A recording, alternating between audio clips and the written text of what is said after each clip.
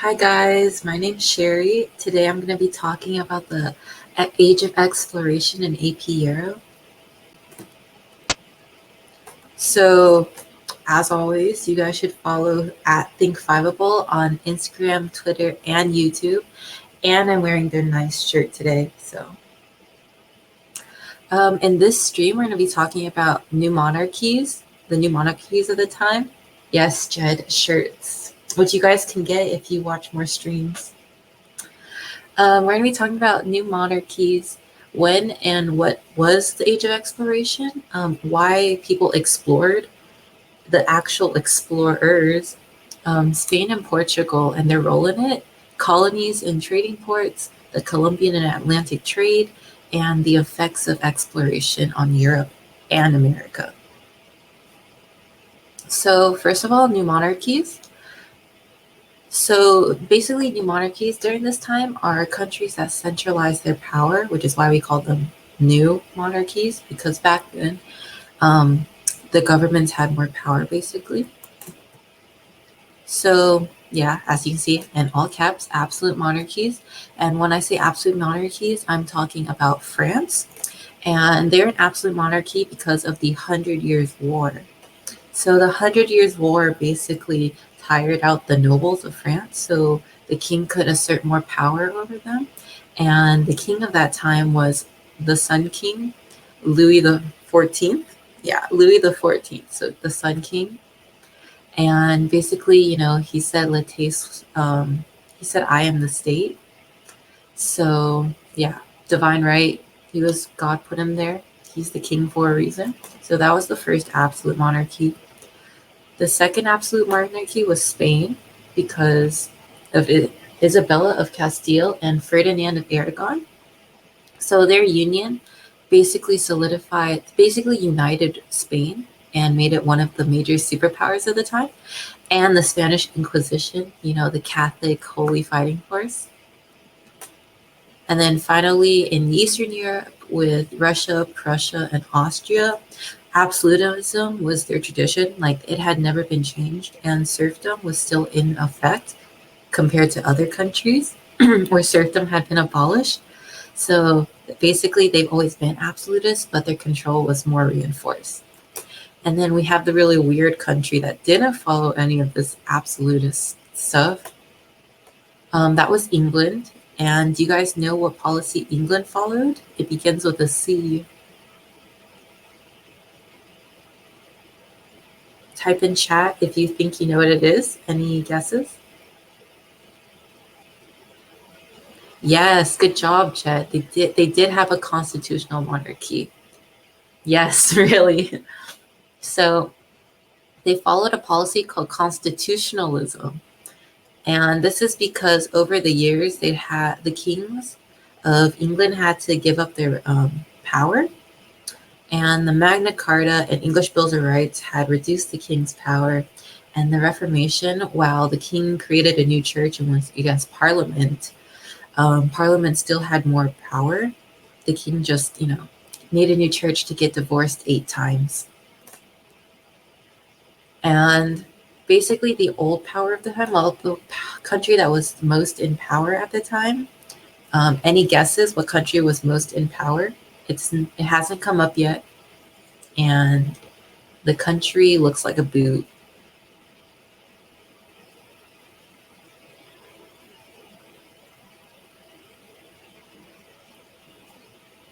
Okay, so yeah, it is Italy. Good job. So Italy was in power because of the Renaissance, and they had been like an economic and art, like the center of art and economics. And basically, as you can see here, Renaissance and the Medici family, but also because of the spice trade. So next I'm going to pull up a picture of the spice trade.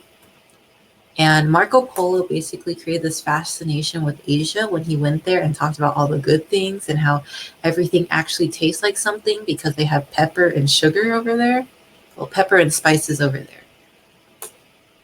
So this is a picture of the spice trade. And as you can see here, this is Italy. And there's a red line running right through Italy. And the only ways to get to Asia back then from Europe were either you go through Italy and the Mediterranean, or you go on land. And obviously going by boat is better because you get raided less by bandits, and you don't have to pay heavy fees from like Muslim trading ports and like checkpoints basically. So that's why Italy was a powerhouse, because if countries like England or those inland of Europe wanted to go to Asia through the ocean, they'd have to pay fares in Italy, right? So that's why they're a powerhouse, because they have the easiest route to the spice trade in Asia. And then here's a little meme about the Jews and Muslims and Spain. So yeah, the Jews and Muslims don't want Spain there. And then the Spanish Inquisition basically doesn't tolerate anyone who's not Catholic. So I'm going to get into that later. I'm going to get into that later into the stream, but here's a little meme. And if you want to remember that Spain is not tolerant of anything except Catholicism, there's a little jingle and it goes like, ding dong, your religion is wrong. So just think Spain saying that all the time. So now I'm going to talk about what and when the Spanish, what and when the Age of Exploration is. And I put a picture of a map and a compass for a reason. So what is it? Basically, it's a time period where European countries competed for different routes to get to Asia and access to the spice trade, because the country that controlled it was often the most powerful, because spices were so like, they were hard to get, and then you had to pay a lot of money to get there. So when you came back, you had to charge more to offset that price, profit. And then it was the beginning of globalization for Europe. So globalization is basically different countries interacting with each other and actually like associating. And so when I say beginning of globalization, I say like Europe interacting with Africa. It already interacted with Asia, but just Africa and the New World. And then it also changes the balance of power in Europe, which we're going to get into. But at the moment, the balance of power rests with Italy. And then finally, new technologies inspired travel. No longer did sailors have to rely on maps. They had like astrolabes and a magnetic compass. So it actually told them which direction they were going, which was really helpful. So when is the Age of Exploration? It goes from the early 15th to 1700s, which is, same time as the Renaissance and other stuff. And whenever we say 15th to 17th centuries, if there's ever a TH after, always subtract 1 from the number. So it actually goes from the 1400s to the 1600s. I know people get confused with that, so just a little tip. And then it primarily, the countries that primarily participated in the Asia exploration were Spain, Portugal, and later on England. So now we're going to talk about why they actually explored. Do you guys know what the 3 Gs are?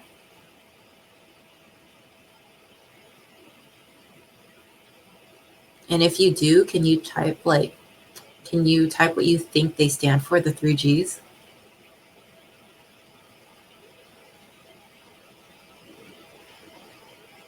Yeah, good job. It is God, gold, and glory. Good job, everyone. Like Lucia and Jed said, God, gold, and glory. So we're going to go over them one by one. So first we're going to talk about gold. And gold is basically economic wealth. Like I said, they started exploring because they wanted new routes to the spice trade. So obviously, gold. And they didn't want to pay like high prices. So they don't want to pay such high prices by buying it from places like Italy. Instead, you want to sell more stuff than you want to buy. So yeah, gold. And then we talk about God. So mainly it was like places like Spain and Portugal. Spain and Portugal were the ones asserting their glory. Like when we talk about God, we mean those countries, because, Christianity, Catholicism, we have to civilize the like savages. That's their mindset basically. And then finally we have glory. Like Just exploring and finding a new route gave adventurers like, it made adventurers more well, not adventure, it made explorers more well known. And as a result, like the more glory you have, the more fame, and the more that the government will sponsor trips to other places. So yeah, gold, God, and glory. And glories, it's like one of the, you can consider it one of the least important, but it definitely influenced Columbus, and I'll get into that later. So we're going to talk about the explorers that were involved in the age of exploration. Can you guys list a few if you know any names? I think I just said one earlier, but yeah, you list some if you know any names.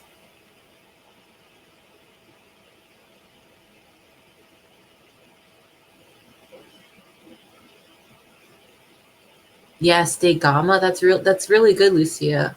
All right. So Vasco de Gama was definitely one of the explorers involved.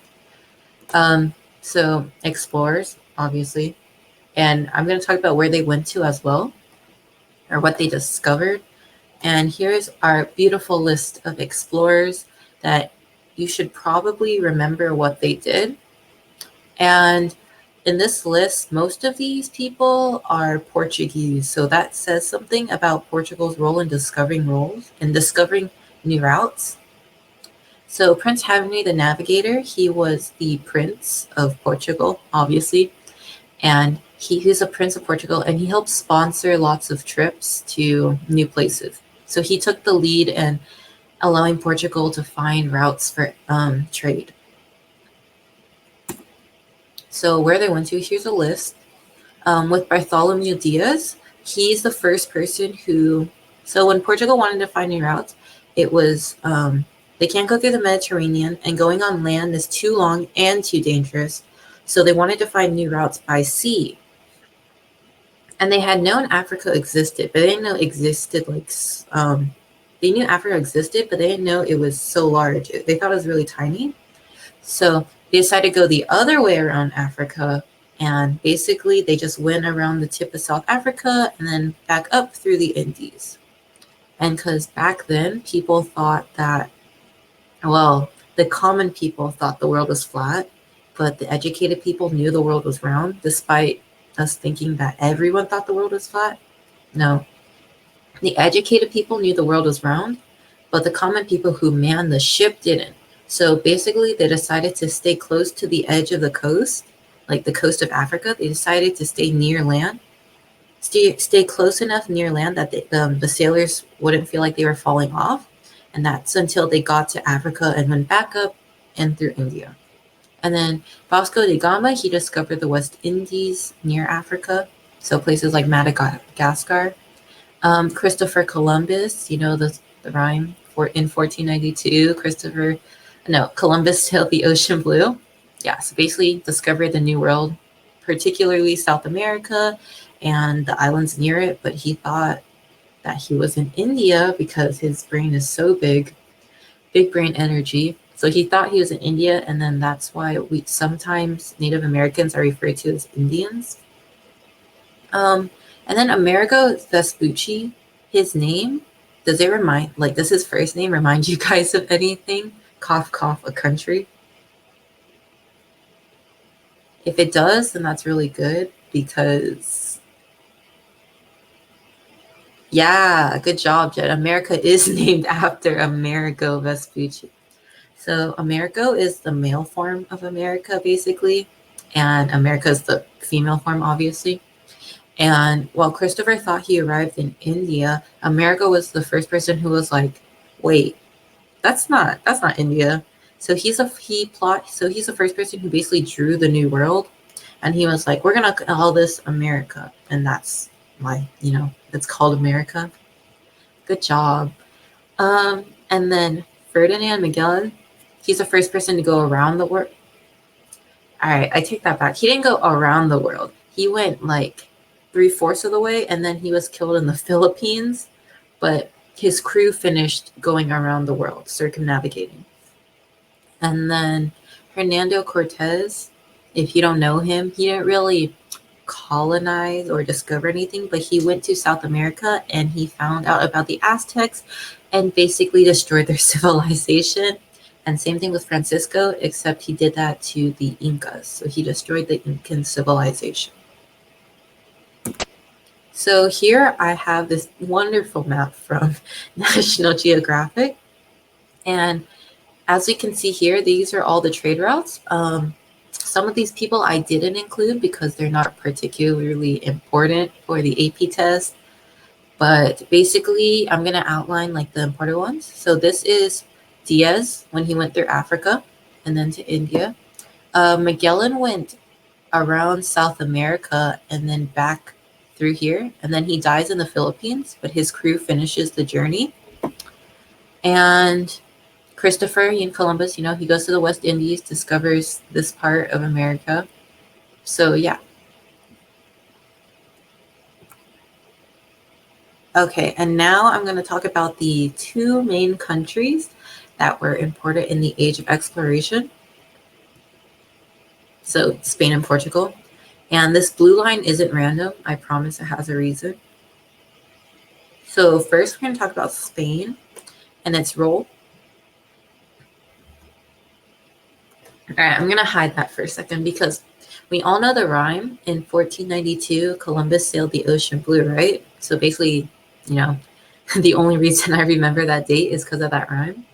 But Christopher Columbus sailing the ocean blue was the fourth most important thing that Spain accomplished that year. There's actually 3 other things they accomplished. Can you name what one of those things is? What's one of the things that Spain did in 1492 that was more important than Columbus discovering the New World?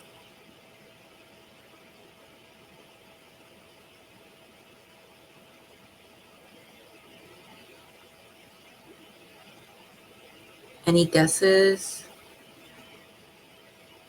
Okay, so making a map is close. And the Inquisition's pretty close, Lucia, but actually, no. So I'm going to go over those right now because these events are basically just as important as Columbus discovering the New World.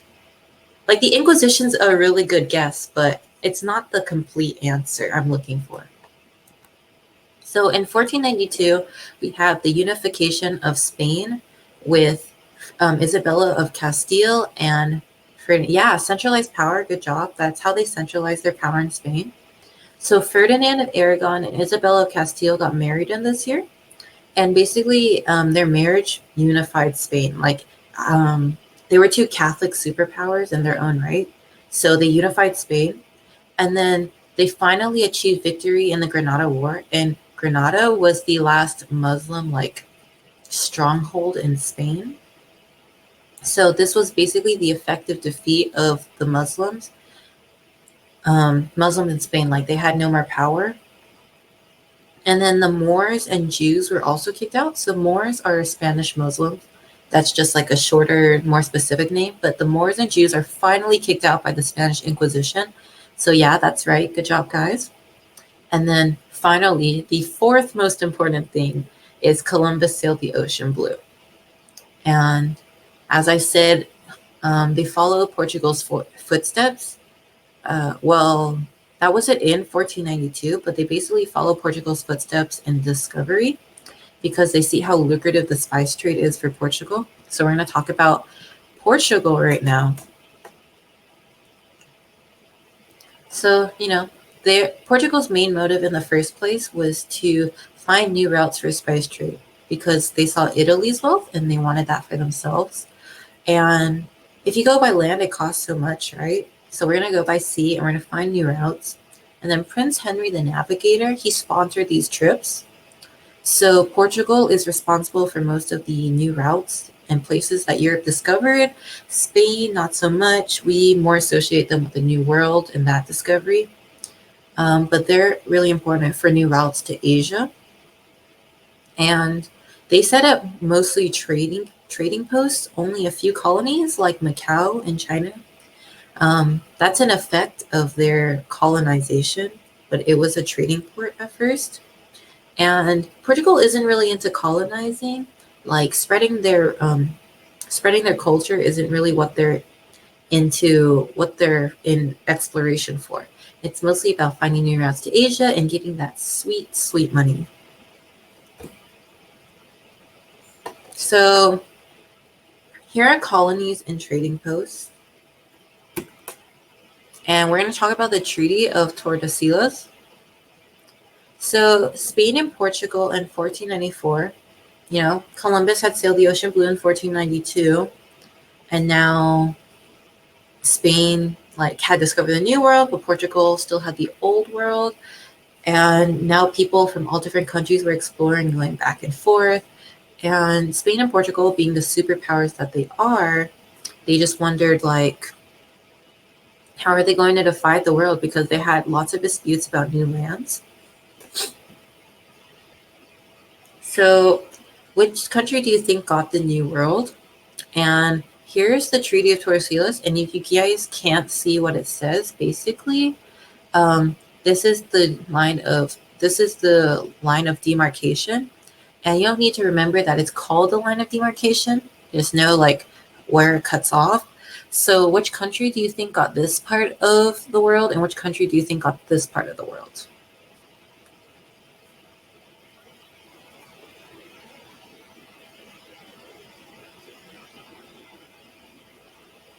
Any guesses, you guys? Yeah, good job, Jed. Spain did get the West. And this is an example of one of the lasting effects of exploration today, because Portugal did get the short of the stick. At the time, they didn't think it was the short end of the stick, because back then people thought, oh, it's probably really tiny, right? The New World's probably really tiny. But then we discovered that it's not really tiny. But basically, Portugal did get the short end of the stick. Good job, Lucia.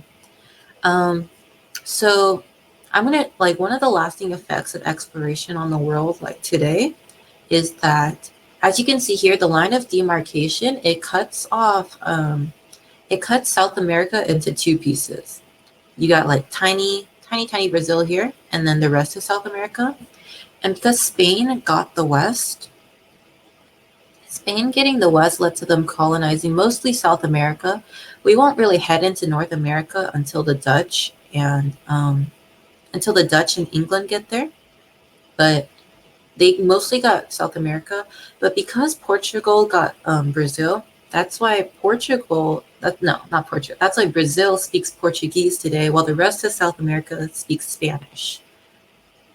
Cool facts that everyone probably already knew at this live stream. But yeah, that's why Brazil speaks Portuguese today.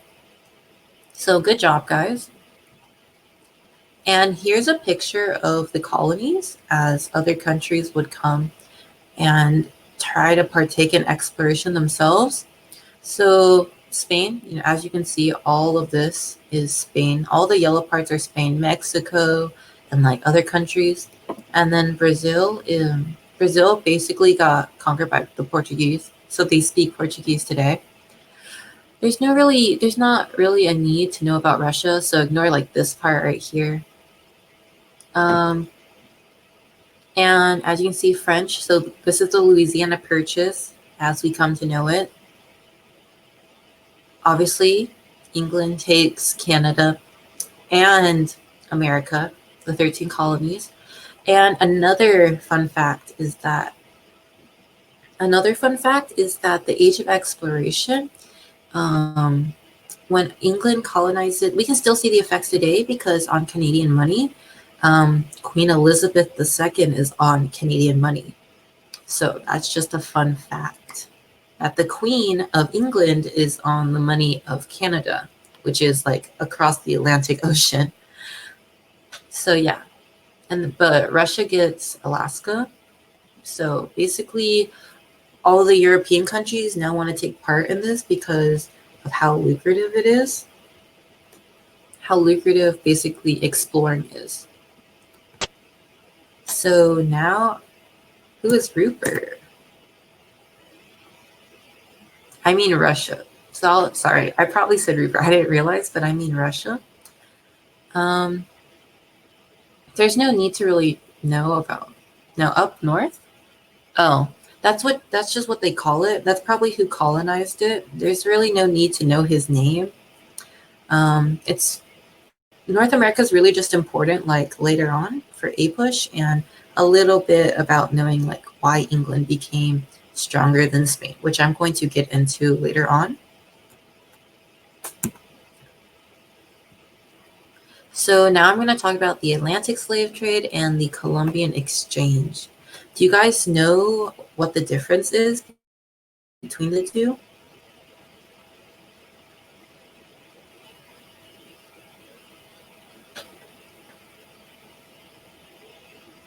Thank you, Jed, for that quick Google search.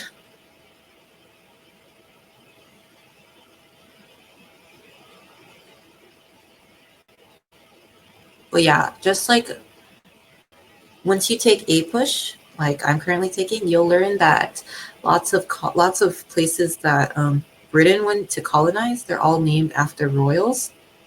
So yeah, that's a quick, cool fact for the future. Lots of England's colonies are named after royals or kings or queens or the royal family, basically. So do you guys know the difference between the Atlantic slave trade? Good job.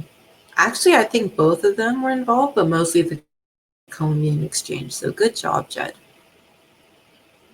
That's kind of that's a bummer, definitely a bummer. But that's not really what's the difference between them. Does anyone else know?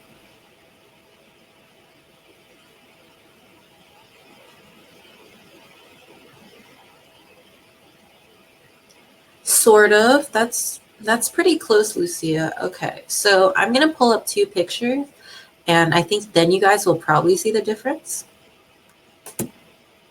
So here's the Atlantic slave trade. We also call it the triangular trade because it looks like a triangle. And then here's the Columbian Exchange, which is food. That's right. But while people is a part of the Atlantic slave trade, do you know what we call that part of the triangular trade? It has a very specific name.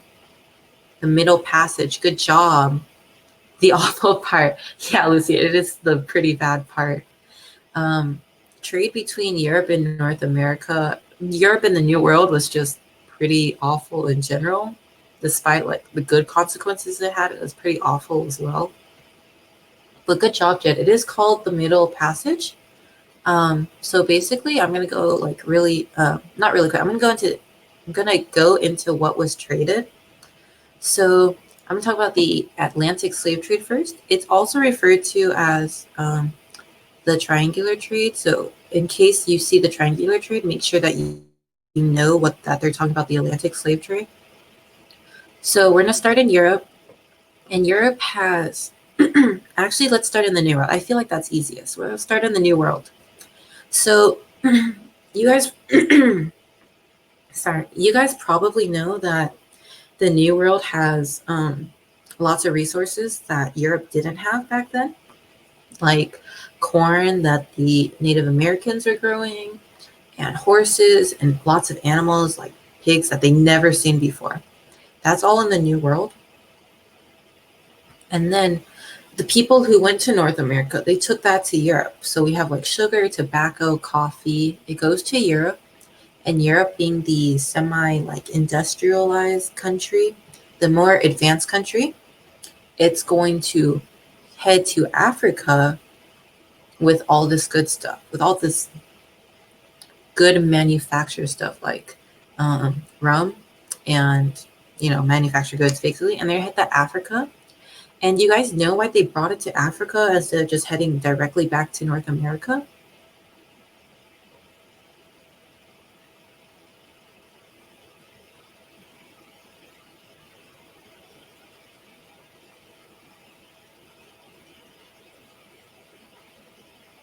No. Okay.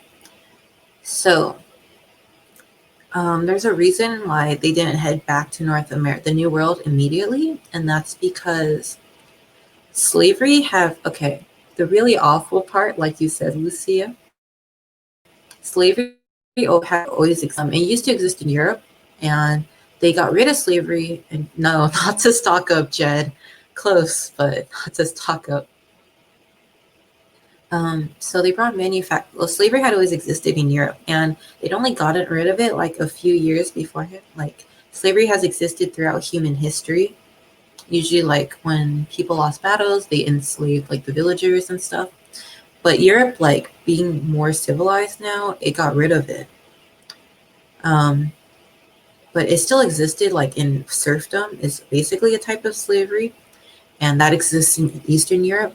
But they headed to Africa because slavery exists in Africa with Africans enslaving other like warring other African tribes. So basically, if an African tribe lost the war, they would be enslaved to the winning African tribe. And to get slaves, do you guys see where I'm going? Do you guys like see where I'm going with the manufactured goods? How does Europe get slaves?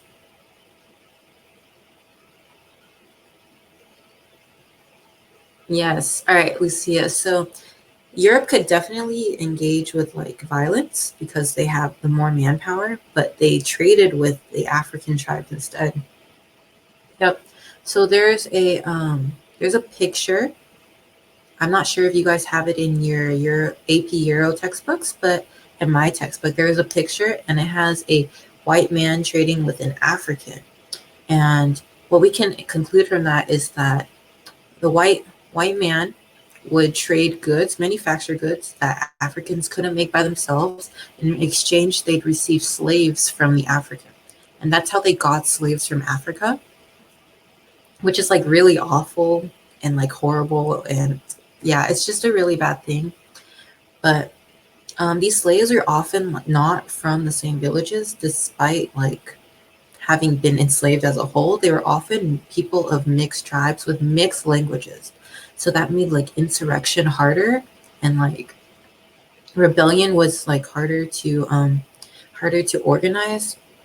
So once you've traded for your slaves and you put them on the boat in like horrible conditions, like lying side by side where they can't see the sunlight and it's filthy and disgusting, and it takes like weeks and months to get to the new world, we take those areas and we put them to work, which is actually so bad. But we put them to work to grow the stuff that we trade with Europe. So it was a repeating cycle. So they grew the new resources. We farm those new resources, trade with Europe. Then Europe takes those manufactured goods, trades them to Africa. African slavers, they trade with the white men to get those goods that they can't make themselves, and the Europeans get slaves, and then the slaves head back. Oh, Lucy. Okay, so they didn't trade guns. I don't think. If you think about it, Europe, like that's their advantage over the white men. They have armor, swords, guns. They're more technologically advanced. So there's no reason that they give away that like fighting advantage. So if you can't see from the map, it says they have rum and manufactured goods. And it's important to remember that the New World isn't like, it's not civilized yet. There's just tiny colonies. So all they can do is farm like raw resources. But they need manufactured goods from Europe. Yes. But Europe's more industrialized. So Europe makes manufactured goods. And when I say manufactured goods, I mean rum, because rum takes time to fertilize, like textiles. Do you get it? Textiles like cotton. If you trade cotton's like raw cotton. If you trade that to Europe, they can make it into textiles and clothes, and then they send those to Africa. Does that make sense? Well, I mean, people like their alcohol, so yeah, but they traded like alcohol and clothing and textiles that Africans couldn't make themselves. And then because those are so enticing, they'll trade actual people. So that's how the Atlantic slave trade works. And remember that we call this leg at the very bottom the Middle Passage. So now I'm going to talk about the Columbian Exchange. And the Columbian Exchange, as you can see here, it's definitely just food, animals, resources. Like it's just food and animals heading from Europe to America. So like so imagine you're Europe, you get tomatoes and corn and like pineapples and all this stuff from the New World that you've never had before. And that's what, and like horses and turkeys, those get sent to Europe. Then Europe sends back like cows and bananas and other stuff, like cows, bananas, oranges. They send those back to America. So, but also it's important to note that if you can see there's a skull right here, it's important to note that the Columbian Exchange transferred disease.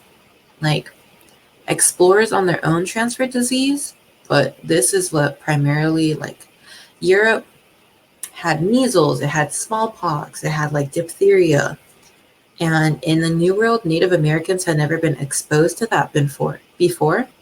So the reason why diseases didn't wipe out Europeans is because like the Black Plague, they gained the Black Plague didn't get an immunity to, but over time, you're going to gain, people who don't get sick, they gain an immunity or like natural antibodies to the disease so they can fight it off. But in the New World, if you've never been exposed to something, then your body doesn't know how to fight it off. And that's basically what happened to the Native Americans. Because the Europeans are disgusting, filthy people. And that's like very prevalent by the way their cities will be run in the future, how like naturally filthy they are and how they don't know what sanitation standards are. So yeah, just know that for Europe, the New World got disease, but also like new vegetables from the New World, and Europe got a bunch of tomatoes and animals that they'd never seen before, and that came to Europe. So both trades are bad in their own way. And now I'm going to talk about like the influence on Europe and America that the Age of Exploration, sometimes called the Age of Discovery, had for both countries. Because even though this is AP Euro, it's important that like we know how interactions with Europe affected other countries. So first I'm going to talk about the price revolution. And do we know what the price revolution is? Have we heard of that before?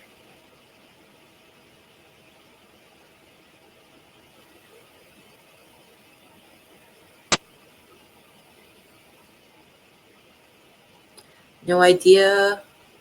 It's so nebulous. Well, a lot of things are. But the price revolution, basically, like the commercial revolution, kind of, it's sort of like a subset, but they're definitely different. Yeah, but also nebulous. Yes, there is a lot of revolutions during this time period, and I'm going to mention 3 of them on the slide. So it's really important that you guys know the difference, because when I was taking practice tests for the AP exam last year, I had questions on the price revolution and the commercial revolution. So they definitely make a distinction between the two, which sucked because I was so confused about it for like the entire course until the very end. But basically the price revolution is, as we know, explorers from Europe, what did they want to find in terms of, well, what's one of the 3 G's that relates to the price revolution? Gold, that's right. So when they head to the New World, they find gold. Amazing, I know. They find gold and silver, and they send that back to Europe. There's also the commercial revolution, globalization, and balance of power. So gold and silver, like I said with the price revolution, when you send valuable materials that are very expensive back to a country, and there's more like wealth within the economic system that's circling around, prices naturally go up. So we call that inflation. And basically, these precious materials from the New World that came into circulation, because there's more of it around, prices go up because that naturally assumes you have more money to spend. So it was 1% to 1.5% a year. Like that's how much the prices went up in Europe. And even while today that's not a lot because that's kind of normal now, which sucks because we're all broke high school students. But because of inflation back then, their economic systems couldn't deal with this. Prices were so exorbitantly high, like people could barely buy bread, which is basically what peasants ate because they farmed wheat and stuff. Meat was a luxury for the noble classes. So bread was really expensive, and this will be really important for things like the French Revolution. Hint, hint. So next we have the Commercial Revolution, and this one is sort of, the price revolution was sort of a part of it, but it's still different, which is like kind of confusing, but I'm gonna hopefully explain the difference and maybe you guys know. So when I say commercial revolution, I mean it refers to trade in the economy in Europe and the commercialization of it. So it's more widely, commercialization is basically things are more widely available for the common people.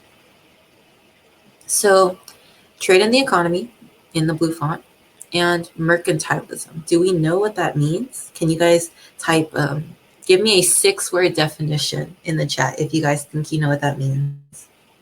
6 words.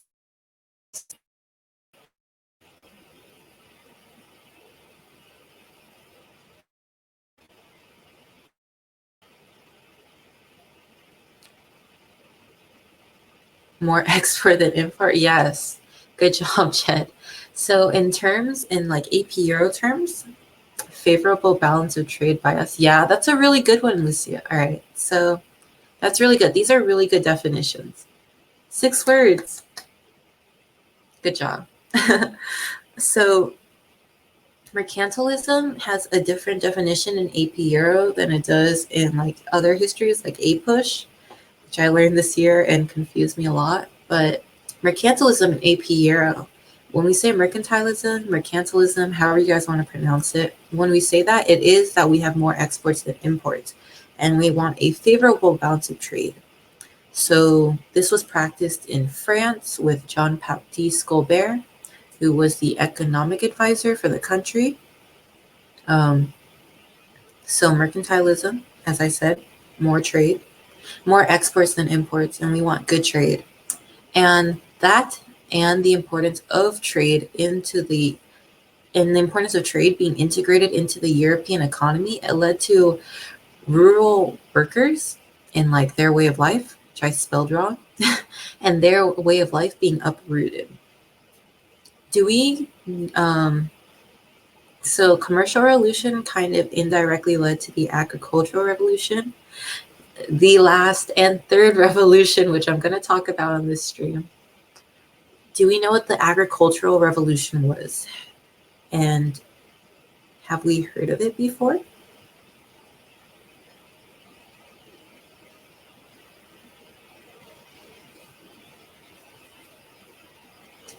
Change the cash crops? No.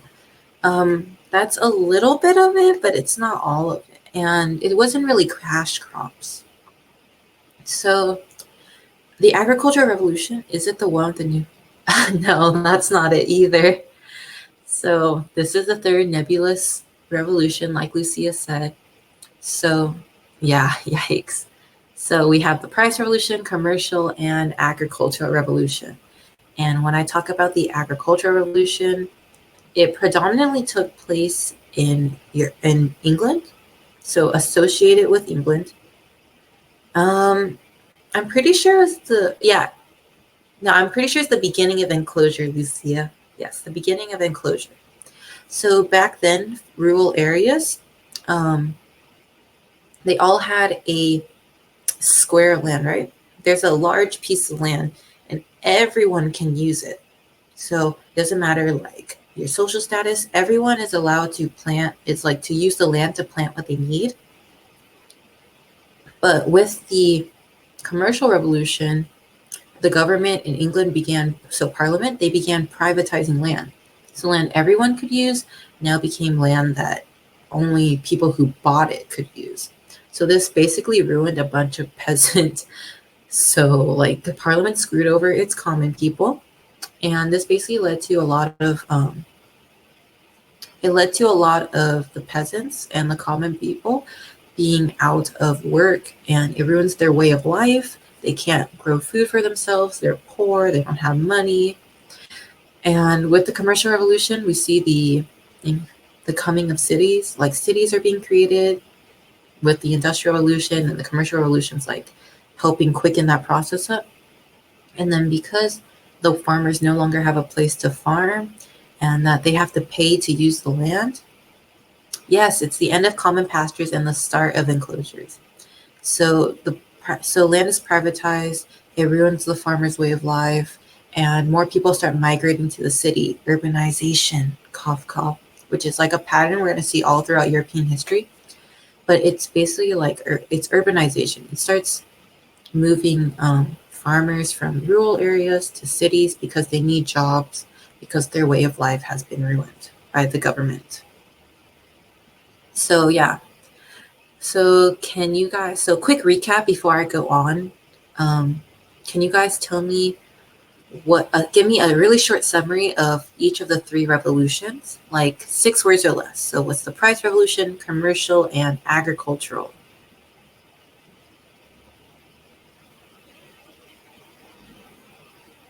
Is the putting out system part of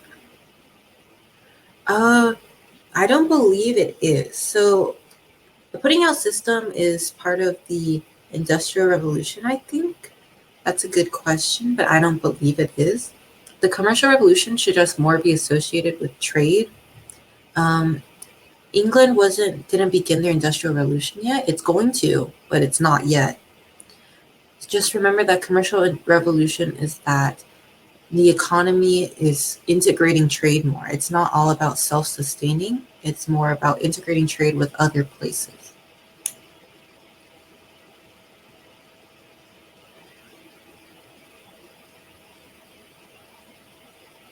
So can I get a quick summary on the price revolution? Like 6 words or less for price revolution, agriculture, and commercial. And if there's any questions, I can clear that up before we go on to globalization and the balance of power. Because I know these, like, they all have the word revolution in it, and it's like super confusing. And 2 of them are practically the same thing, but they're also not.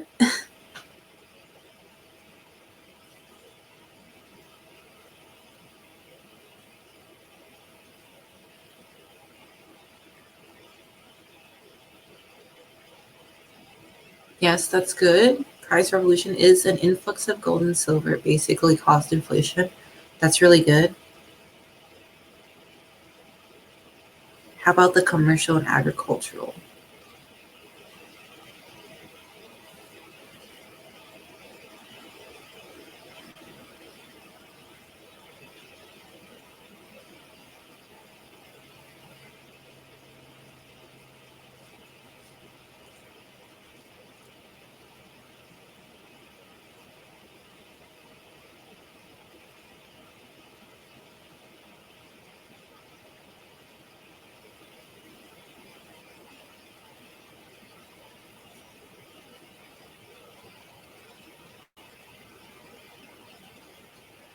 Okay, Lucia. So an answer to your question about the putting out system is that the commercial revolution, it's not part of the commercial revolution, but it did start happening near the end of it.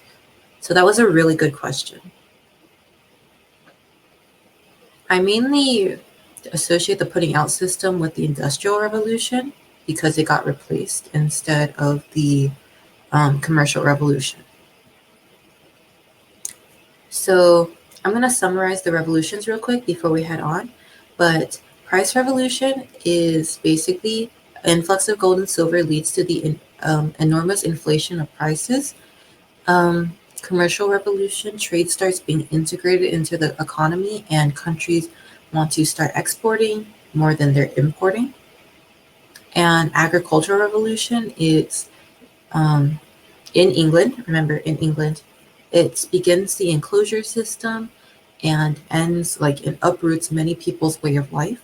So urbanization, basically. Um, and next, we're going to go on to globalization. So I've already said this word before, but globalization basically new people, new problems. That's how I remember it.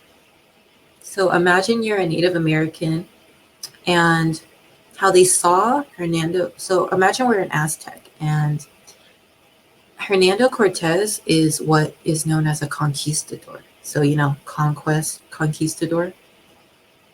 And they basically want to spread religion and conquest the native people, like conquer the native people.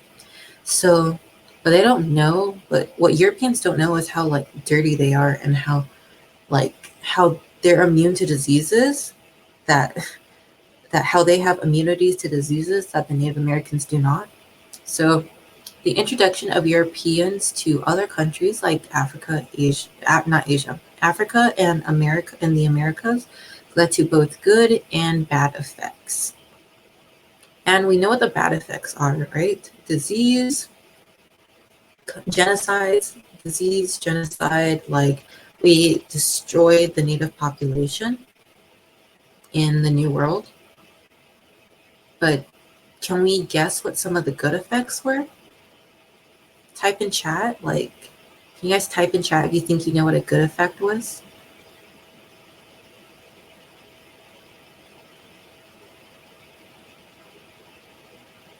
Potatoes, yes, potatoes are a good effect. So as I mentioned before, there was the Columbian Exchange, and food and things that Europe had never seen before were brought to that country. So those were good effects. Tomatoes, not so much. It killed noble people, but that's just a fun story. But it also led to, in the New World, some good effects where that killed who? All right. So really quick story, but potatoes Europeans used to think potatoes were not potatoes. Used to think tomatoes were poisonous because if I remember correctly, they used to serve food on trays that were created from lead. And potatoes, when they cut them, the juices spilled onto the tray. And the chemical formula for those tomato juices, it turned it made the lead in the tray mingle with the tomato. So when people ate the tomatoes, they died because they were filled with lead. So that's a really quick story. But yeah, basically, yeah. So they used to think tomatoes were poisonous because they didn't realize the trays they were eating them on killed them. Oops. But now we know, right? See, tomatoes are fine. So some good effects of globalization were, have you guys heard of mestizos and mulattos? Mestizos and mulattos. Give me a thumbs up if you've heard of those two words, or a thumbs down if you haven't heard of them, or whatever other emoji. A thumbs up. Thank you, Jed. So, yeah, that's right. So mestizos are Mexicans and are Spaniards and Native Americans. So those are mestizos.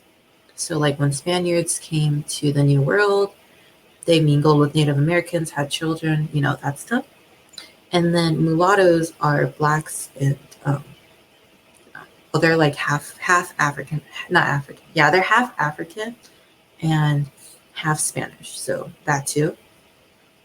So those are mulattoes, and then those are mestizos. So that's a good thing. It might not seem like that because of some of the things that conquistadors did, but if you guys know what I'm implying, but them coming to the New World led to a creation of a new race that began to flourish in South America. And just the introduction of new stuff from Europe to the New World helped with the Native American way of life. And then finally, we have the balance of power. And the balance of power in Europe changed significantly because there was a new dominant country due to exploration. So what do you guys think the first dominant country after Italy was?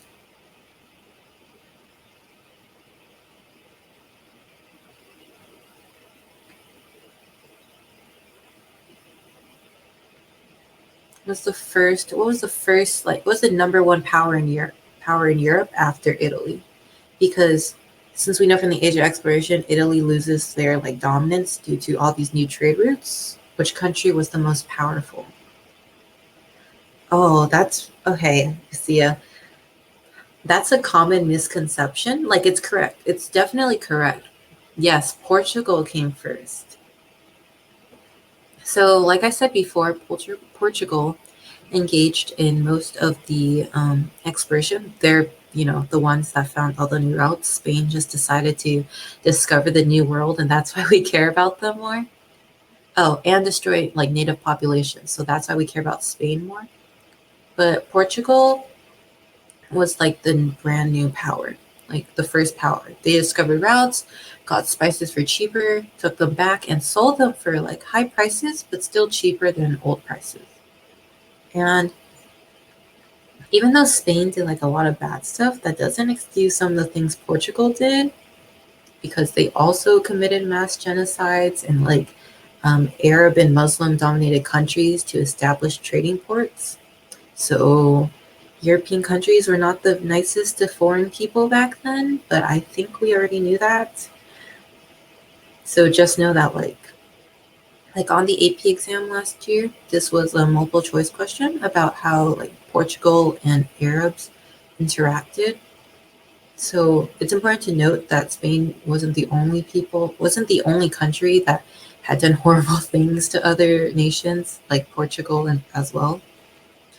Um, and then after Portugal, Spain comes along, and Christopher Columbus, an Italian, but Italy's so famous, it's really hard to get your name out there.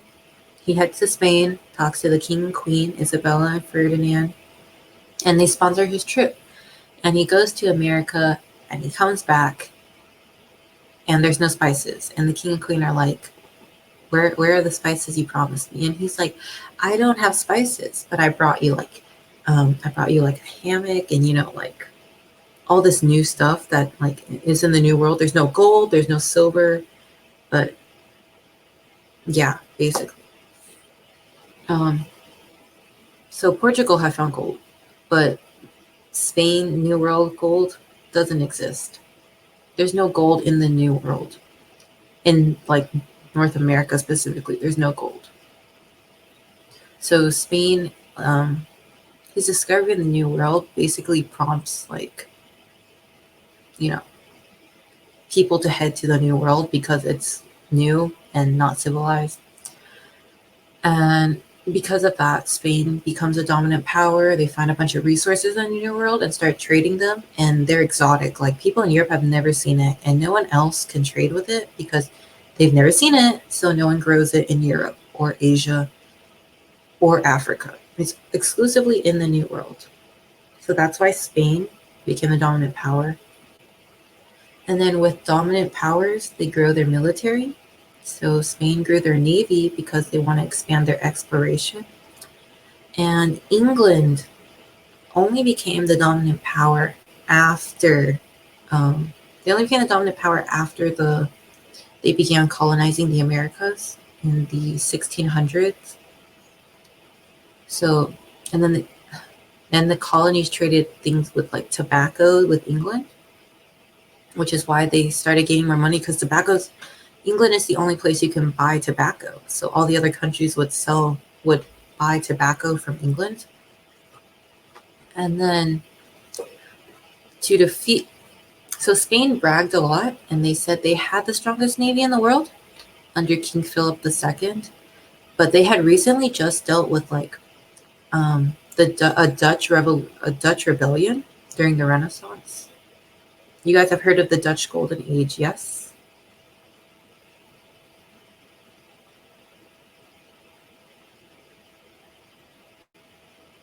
Heard of the Dutch Golden Age?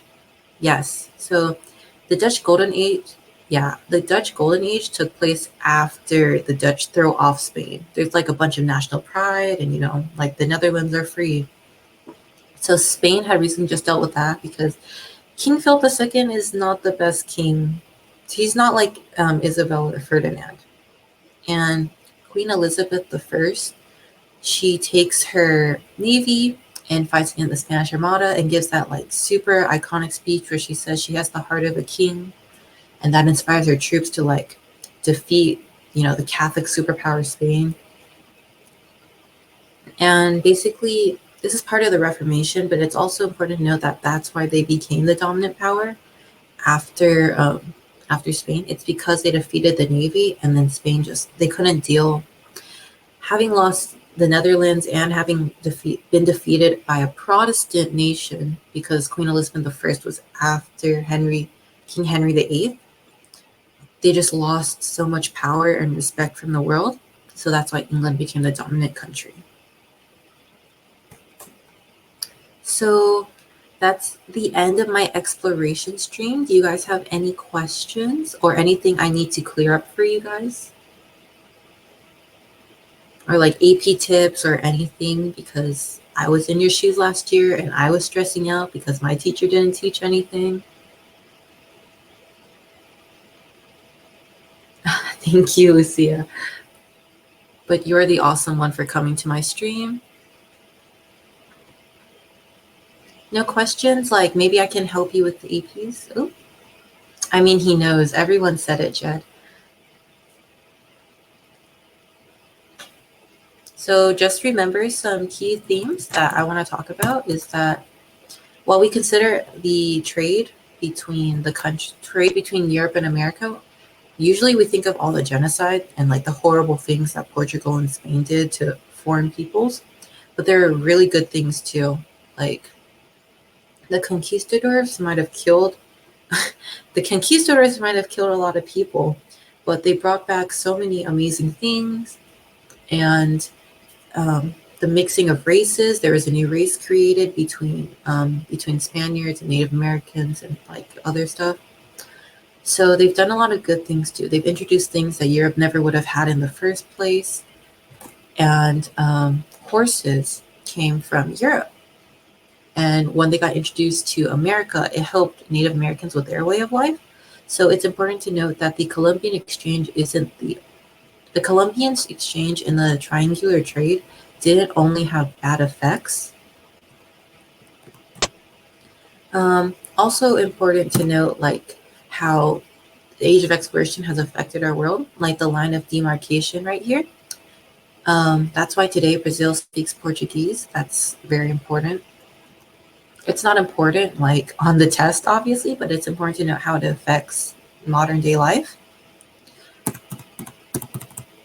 And it's important to know that 1492 Columbus sailing the ocean blue is not the most important thing that happened. And gold, God, and glory. Also important to note that when it comes to conquistadors and their treatment of the natives, not everyone was happy about it. There is a priest known as Bartholomew de las Casas, who you guys might read about or like read one of the letters he talked about, like when he talked about conquistadors and Native Americans. He felt that the Spaniards' treatment of them was very unjust. So definitely important to know that not everyone supported this. And yeah, this is basically the first. This is basically the first wave in imperialism. And later on, throughout the year, you're going to learn about the second wave of imperialism. So just remember what this is. Just remember this is the first wave of imperialism. And yeah, that's it. Thank you guys so much for coming to my stream. I really appreciate it. And I hope that you all understood what I was actually talking about. Thank you. And also make sure to follow at Think Liveable and, sign up for more AP Euro streams and mine. And also that when you log onto the Fiveable website, there's a little bubble and it says need any help, and I'm on there. So if you have any AP Euro questions, make sure to ask, and I or someone else will come and help you. So thank you very much for watching my stream, and bye.